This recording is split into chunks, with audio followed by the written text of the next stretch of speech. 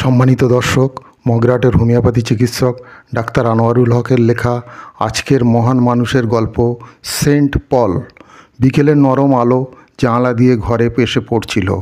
দাদা অনিক একটা বই নিয়ে পড়ছিল, বোন আঁখি চায়ের কাপ নিয়ে আসছিল, আর ছোটো ভাই ইরাক মোবাইলে ব্যস্ত।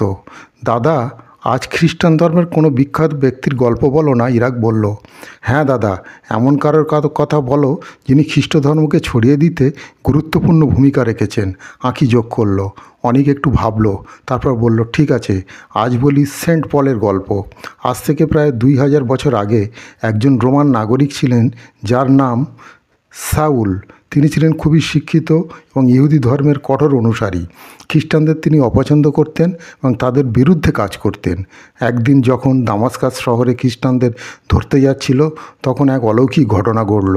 এক উজ্জ্বল আলো তার চারপাশে ঝরিয়ে পড়ল আর তিনি মাটিতে পড়ে গেলেন।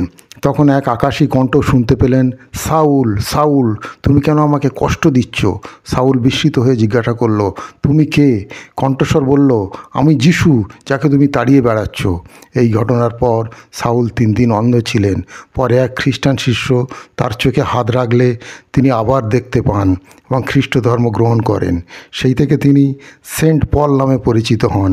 সেন্ট পল এরপর জীবনের সব সময় খ্রিস্টান ধর্ম প্রচারে উৎসর্গ করেন নিজেকে।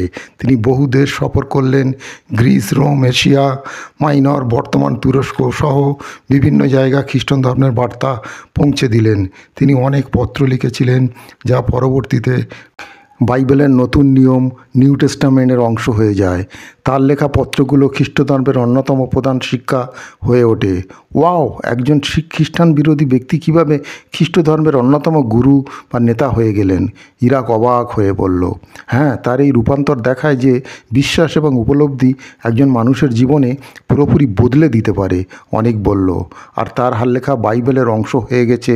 সত্যিই তিনি খ্রিস্ট ধর্মের জন্য কত বড় অবদান রেখেছেন, আঁখি বলল।